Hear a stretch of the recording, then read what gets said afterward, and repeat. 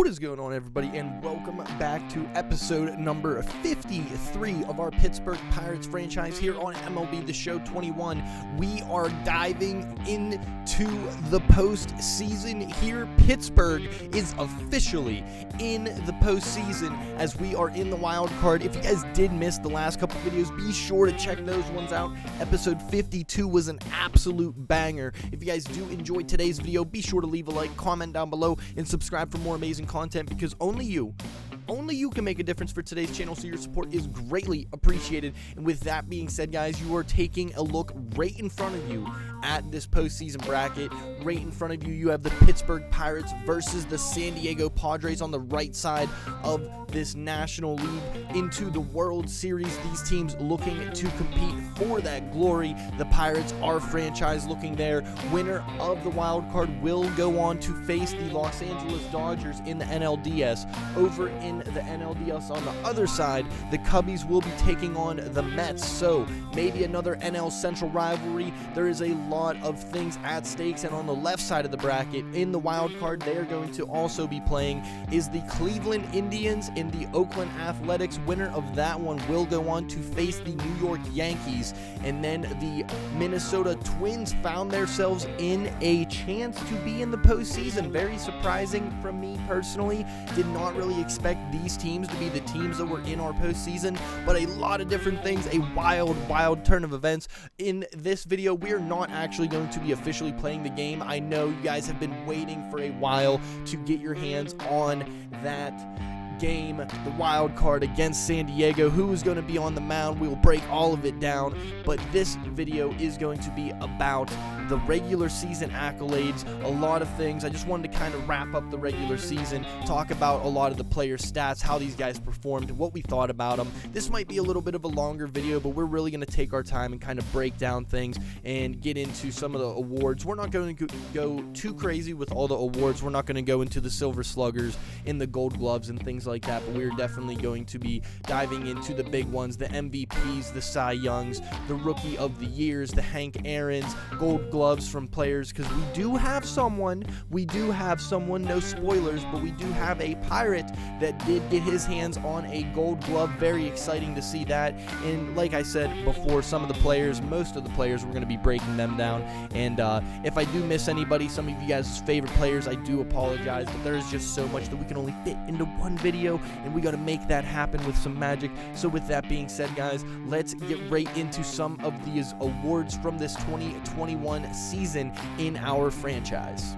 And now breaking into some of the awards, we are going to talk about the first one, the big one, the National League MVP, and that one goes to the Atlanta Braves in their center fielder, Ronald Acuna Jr.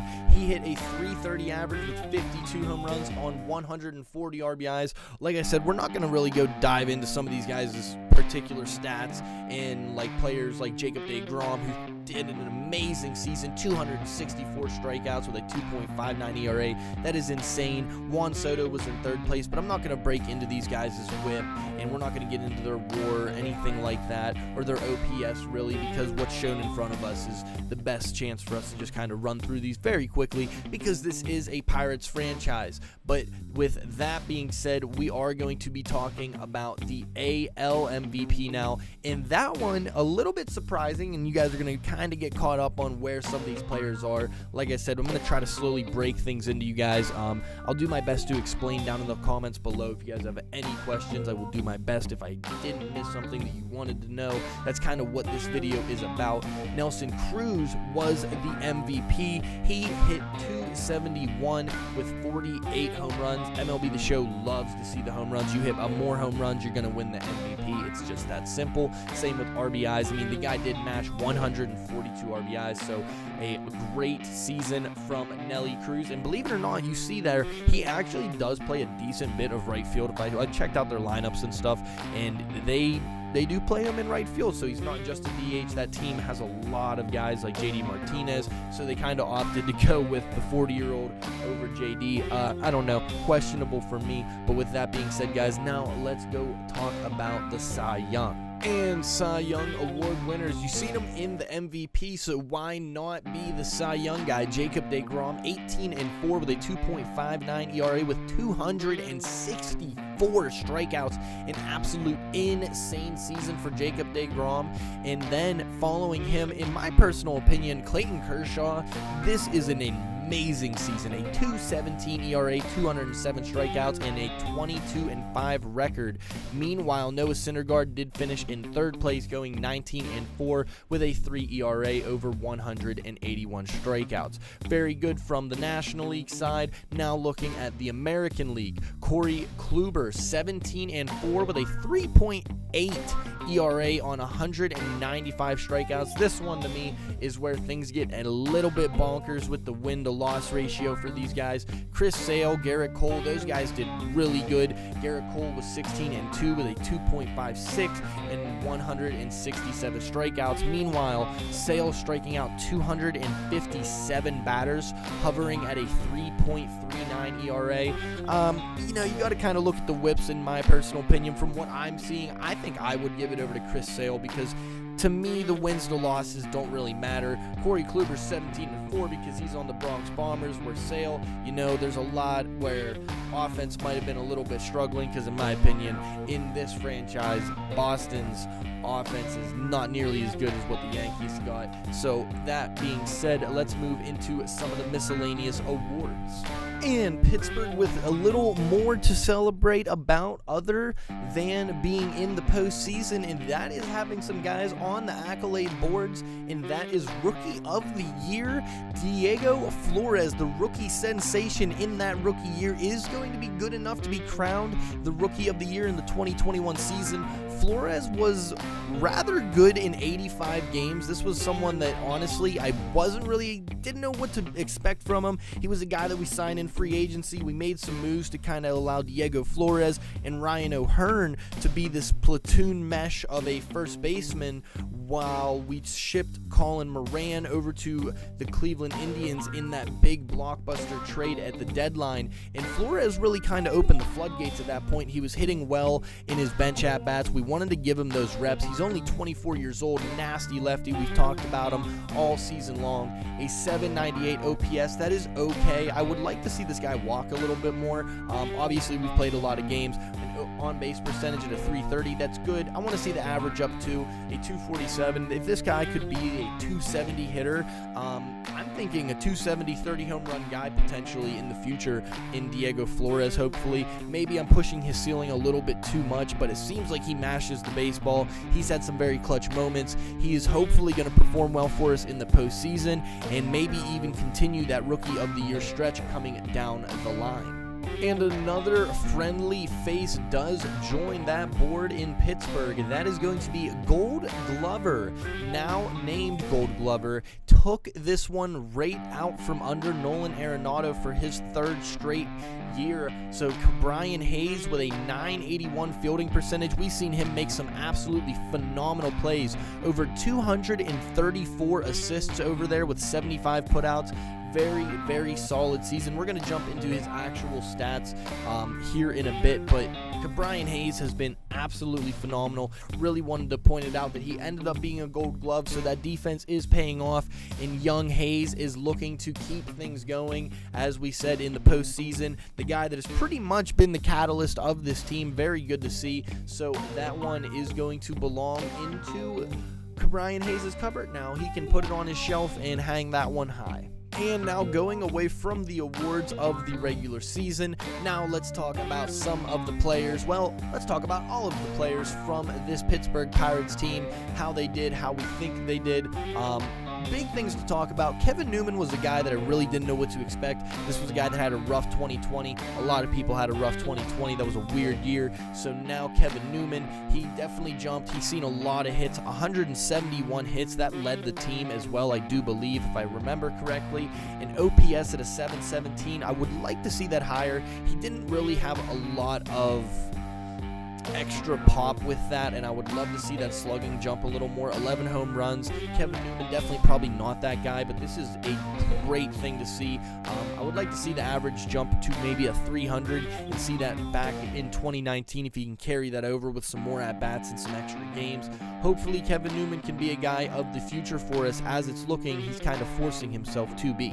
And now looking at Bryan Reynolds, this one was a little bit of a disappointing season for me from Bryan Reynolds. I don't know if it was because maybe in the actuality, Bryan Reynolds is a very, very, very good player, and we know the caliber of player that he actually is. But unfortunately, in this franchise, he has not really fared well for us. Only hit 254 with an average, an OPS at 713. Not really what you want to see. 106 strikeouts in 147 games. So he kind of struck out more than I would like to see him. 15 home runs, would like to see that jump up, and he really wasn't our RBI man.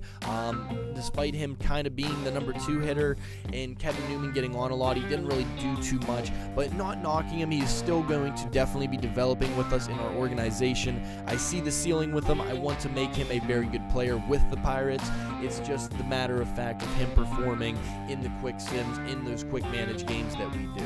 And the newly named Gold Glover, Ke'Bryan Hayes, looking at his stats on the season, Ke'Bryan Hayes in 536 at-bats was, in my opinion, pretty solid. This was a guy kind of, like I said, we set the goal. If you guys look back at the very early parts of the season, we had a goal of reaching a 2020 season, 20 home runs and 20 stolen bases with Ke'Bryan Hayes.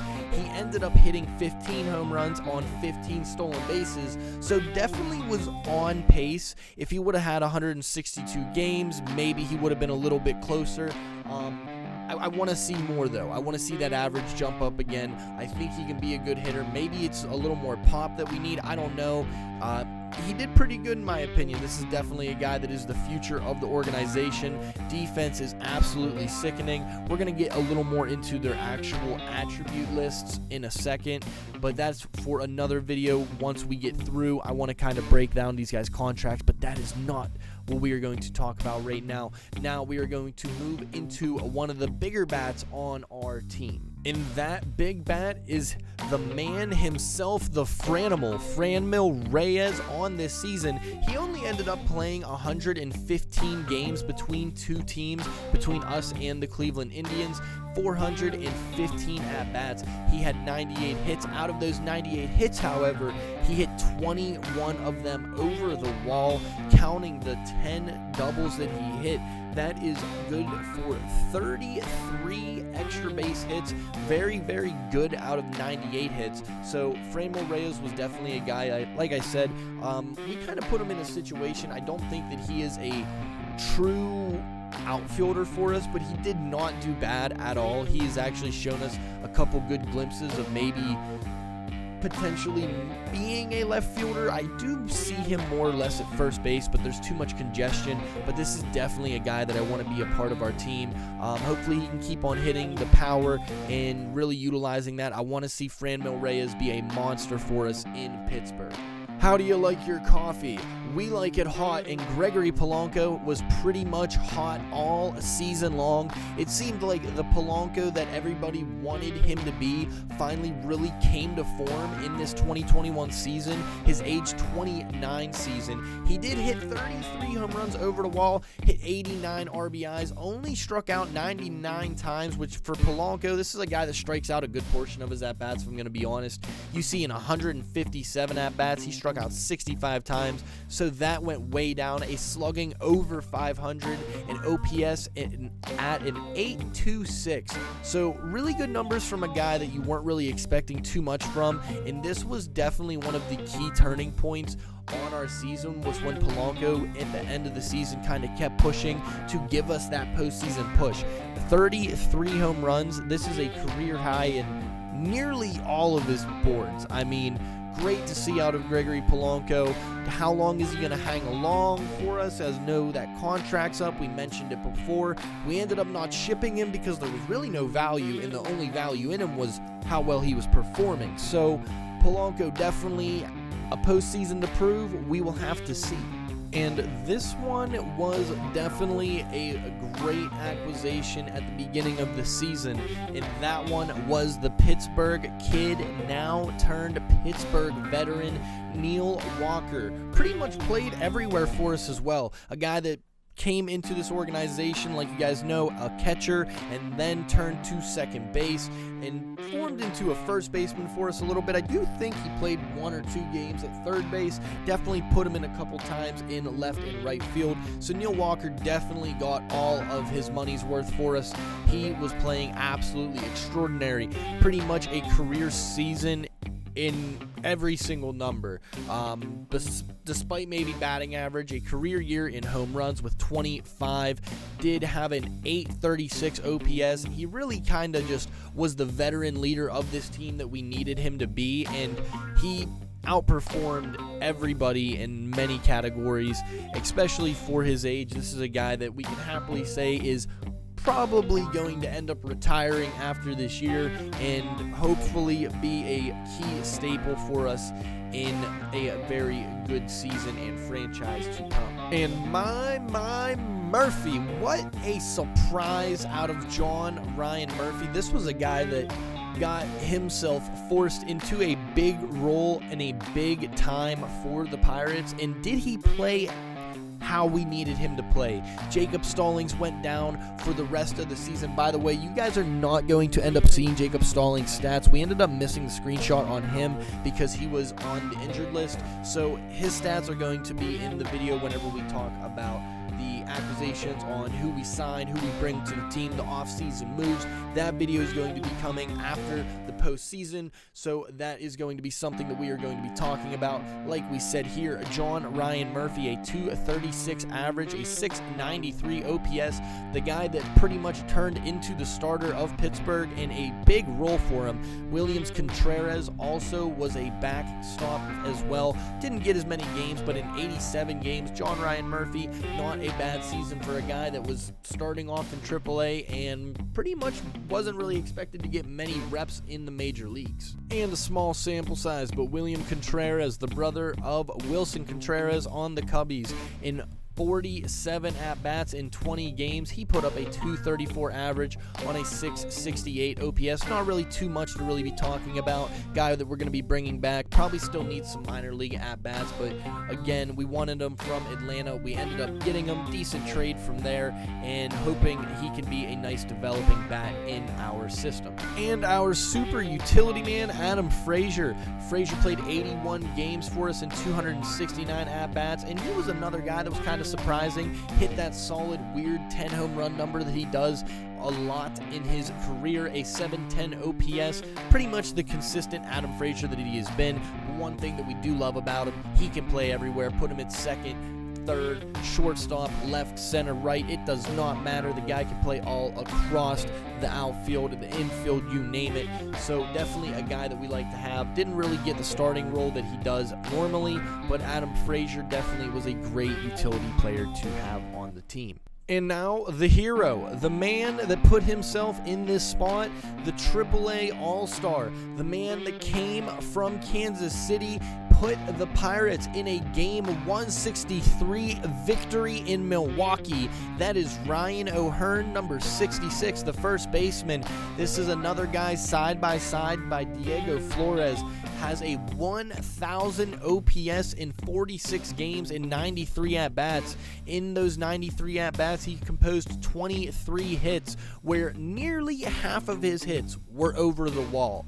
O'Hearn was absolutely powerful and forceful, and hoping this can continue on in the next season. This is definitely a guy that we're going to be bringing back. That is no spoiler. O'Hearn has pretty much cemented himself in Pittsburgh. I think a lot of people are going to start to really like what O'Hearn is doing in this team. And now talking about another small sample size in 26 games, that's Juan Bay, the South Korean-born, a potential top prospect in our organization. organization. Finally got a little bit of a chance to see him whenever it was September, called him up, and in those 62 at-bats, he got 16 hits, ended up putting one over the wall, so he got that rookie home run out of the way. He can look into the next season. This is definitely a guy that only 20 years old. He can play shortstop, second base. We do have kind of a lot of stuff going on there like we normally always do. There's always a Cupid shuffle of players that you have to negotiate and manage around. So Juan Bay is definitely trying to put himself on this team. How will he fare? We got to see next season. I think spring training definitely might find himself on the regular season on the bench, but the postseason is what we got to worry about. This is another guy that's going to be putting up a solid season coming into this one. And a name you guys probably were not expecting to be kind of talking about, but he is going to be on the postseason roster due to some of the players that are on the team just did not have enough major league time. So Brian Goodwin is going to be that extra man that we are going to be adding. He really doesn't have much to talk about. He hits some home runs. He's a nice bench power bat. He's an extra outfielder. Hopefully Goodwin can do well. A 662 OPS with just a 185 average on the season. Don't know what else to really be saying about Brian Goodwin. Hopefully he can do well for us in the postseason in this wild card game. And now talking about the pitchers of the team, we're not going to be breaking down every single pitcher. Like I said, just a select few, the starting guys, and then some of the bullpen arms. But the one guy that we are going to be talking about right off the bat is Framber Valdez. And honestly, in my opinion, Valdez was a little bit of a disappointment for me. His whip was a bit higher. The ERA at a 4, I thought he was definitely going to come down to earth and see that be a little bit lower. I do think he still has time to develop. He is not the strikeout guy that I thought, but he did get 168 strikeouts, so he wasn't too bad. Definitely a guy that I'm willing to be bringing back. He let up a decent amount of home runs in my opinion too, so we would like to lower that as well. With 20, with him being a sinker baller, definitely want to see that number get lowered. 20 is too many for me, but Framber Valdez definitely was a solid guy for us in the season. A decent acquisition in the trade deadline, and definitely a key component to why we were pushing into this wild card. And talking about impactful players, let's talk about the man that I personally think is the reason that we are here, the reason that he was the best trade deadline acquisition, and that is Tristan Mckenzie. Since coming to the Pirates, he has been nothing but sensational. In 190 2/3 innings, he's had 33 starts, only allowed 157 hits in those 190 innings, allowed 70 runs, 67 of them were earned runs, 31 home runs, definitely let up the long ball, but struck out 170 batters, while a whip was standing at a 1.09, a 3.16 ERA as well. Tristan Mckenzie spins. Mckenzie shut the door, and only in his age 23 season, looking to do big things for Pittsburgh. This is a guy that I think we have cemented in the starting rotation, and I think Cleveland is going to be missing this guy greatly, hoping that he can do great things in the postseason for us, as well as we are definitely ready. Mckenzie definitely is going to be a key component in that one. And coming into this one is probably one of the biggest surprises of what the regular season brought to us, and I think that was Chad Kuhl. I think Kuhl was a sleeper. People didn't really talk about him too much, and he didn't really get highlighted in a lot of the videos, but he was very solid every single time he came out. He was not a guy that was striking people out, but he was a guy that was inducing ground balls. In 187 innings, he only allowed 18 home runs on 184 hits. Want to see that get down. Didn't really get a lot of run support. He was 9-9, but he was a pretty solid guy, and he was very reliable. Gave us a lot of innings this season, was something that I was not really expecting. So Chad Kuhl, very, very impressive season. And talking about Tyler Anderson, now this one was, again, a guy that I didn't necessarily want to be having on our team during this season, but when we were playing as well as we were and had the hopes and dreams and held high, we ended up not getting rid of everybody, and he was definitely a guy that we might have been able to get some prospects out of, but when you're fighting and you're already lacking some starting pitching, it's not really in your best ideas to be getting rid of people. So he ended up finding himself starting in 33 games, and he wasn't horrible. The whip was low, but he just let up a lot of home runs and really a lot of hits. So hopefully Tyler Anderson can not do that in the postseason. It's that simple. More than likely, we're going to be putting him in the bullpen for the most of this, but I don't know. I mean, maybe he'll see some spot starts. Anderson's definitely a guy. He's a solid lefty to have, very similar to how Steven Brault was for us. So hopefully Anderson can come around in this postseason, especially in the wild card if we need a nice lefty. And similar to the MLB side of Mitch Keller, how he actually performed this season, Mitch Keller did not have the greatest season for the Pittsburgh Pirates. A whip over a 1.4, not really what you want to see. His is sitting at a 1.5, ERA at a 4.81, nearing that 5 marker. Not good signs there. Only 159 innings, had to pull him out early in a couple games. Definitely did not get run support either, but he let up 85 earned runs and also 22 home runs, and did not strike out nearly as many people as we want Mitch Keller to be. I do see signs of a guy that could be well, but I think this next season is definitely going to be the determining factor for Mitch Keller, and he's another one that I think might fare well in the pen, but we can't just keep everybody in the pen to keep them out of these games. So the wild card definitely is going to determine who's going to be starting and who's going to be playing where, but we got to face San Diego first to focus on that. And moving into that bullpen, the first guy that we are going to be talking about is Kyle Crick, the relief pitcher. He ended up doing very, very well for us and ended up getting that closing role. Was not the guy that started that closing role. Richard Rodriguez ended up doing, who we will get into in a moment, but Crick ended up with a 3.01 ERA with a 1.05 whip and ended up striking out 65 batters. Was doing very well for himself in 8-4. He's looking to get himself in another situation very similar in the postseason. Definitely going to be the arm to go to in the postseason. Talking about other reliable arms, that is Josh Stamont. Solid guy that we got from Kansas City along with Ryan O'Hearn. A whip at a 1.14, struck out 101 batters in 92 1/3. The guy with the rocket arm, 102 mile an hour fastball, definitely got things done as things were moving along. Definitely one of the best reshaped things that we did this whole entire bullpen. A lot of different guys, a lot of different faces from how the season started. Stamont being one of them. Talking about another one is Jonathan Loaisiga, who we got from the New York Yankees. Loaisiga threw 109 innings, and he was the go-to arm, I would say, when we needed a solid 2 innings out of someone, and Loaisiga usually did that. A whip at a 1.23, only walked 23 batters in 109 innings. I thought that was a very impressive margin as well. Good control and good discipline out of Loaisiga for us, and definitely another nice arm to be having and utilizing in this season. So he was nice, he was good, he was solid. Feliz is another one that we're going to be moving into. Feliz was someone that I was kind of skeptical on using. He allows a lot of home runs, and that was something that he did. A whip at a 1.4 is definitely high for a relief pitcher, so not really much else to say about Michael Feliz. He's going to be a guy that also in the postseason we're going to be kind of conscientious about using. He's just not the most go-to arm, and hopefully in the offseason we might be able to find something that's a little more sizable than Michael Feliz. Now talking about Austin Davis, this was someone that a lefty that we just did not expect to have. 47 1/3 innings. He was 2-0 with 35 strikeouts. Only walked 17 batters with a 2.28 ERA. Ended up pretty much being the lefty setup man when we needed him to, and for good reason.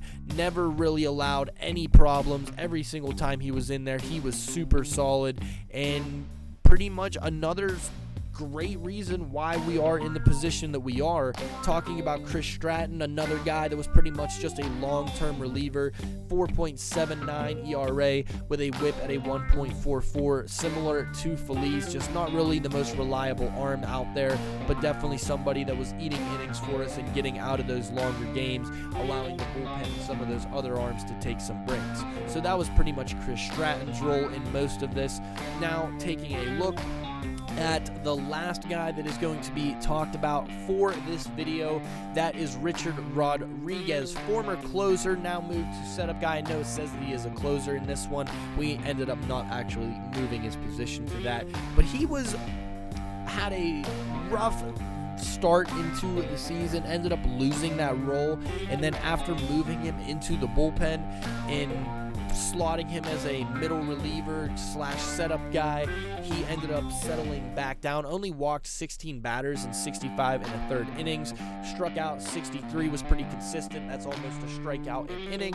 And then the whip at a 1.3, like we mentioned, is very solid as well. With that being said, guys, that is going to be it for this video. If you guys did enjoy the video, be sure to leave a like, a comment down below, and subscribe for more amazing content.